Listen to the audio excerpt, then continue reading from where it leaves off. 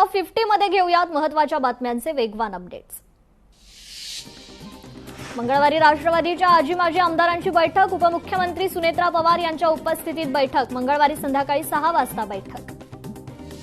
राज ठाकरे आज पश्चिम मुंबई दौऱ्यावर, हवाई कामगार सेनेच्या कार्यालयाला देणार भेट। यवतमाळ विधान परिषद निवडणूक, महायुतीत उमेदवारीवरून भाजप शिवसेनेत रस्सीखेच, दोन्ही पक्षाकडून विधान परिषद जागेवर दावा।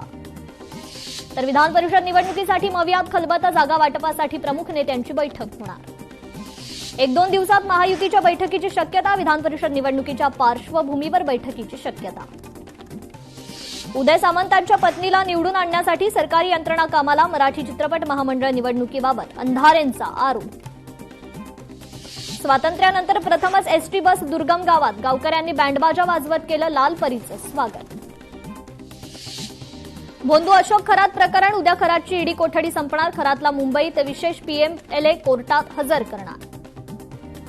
आज कोल्हापुरात हिंदू एकता आंदोलन, विशाळगड अतिक्रमण मुक्त करा, उरसावर कायमस्वरूपी बंदी घाला, या विविध मागण्यांसाठी आंदोलन। उन्हाळी हंगामात धुक्याची चादर, महाबळेश्वर पर्यटकांनी गजबजलं, पर्यटन हंगाम बहरला। म्हाडाच्या घरांच्या किमती कमी होण्याची शक्यता, आज विशेष बैठकीचं आयोजन। महाबळेश्वर आंबेनळी घाटात भीषण अपघात, कार 700 ते 800 फूट दरीत कोसळली, कारमधील 8 जणांचा मृत्यू। सिद्धिविनायक मंदिर परिसरात सुशोभीकरण, मनपाकडून पहिल्या टप्प्याच्या कामाची सुरुवात, मुख्यमंत्री उपमुख्यमंत्र्यांच्या हस्ते भूमिपूजन होणार।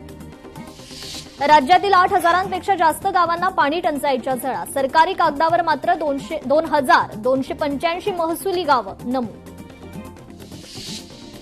अमरावतीत तापमान वाढतच, 2 दिवसात उष्माघाताचे 3 बळी, नागरिक उष्माघातानं होरपळले।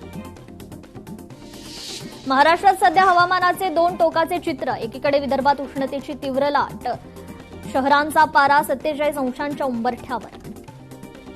11वी ऑनलाईन प्रवेशाला मुंबईत वेग, आतापर्यंत इन हाऊस कोट्यात 7,985, व्यवस्थापन कोट्यात 6,233, तर अल्पसंख्याक कोट्यात 15,485 विद्यार्थ्यांनी अर्ज भरले।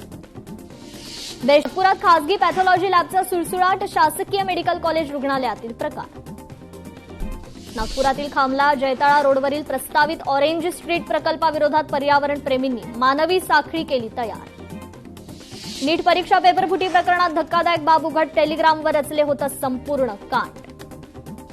आणखी काही मेल एक्सप्रेस गाड्या दादर ठाणे स्थानकापर्यंतच धावणार, प्लॅटफॉर्म 16-17चा ब्लॉक लांबला। कांद्यासह इतर मालाचे लिलाव पूर्ववत सुरू राहणार, व्यापारी असोसिएशननं आपला निर्णय घेतला मागे।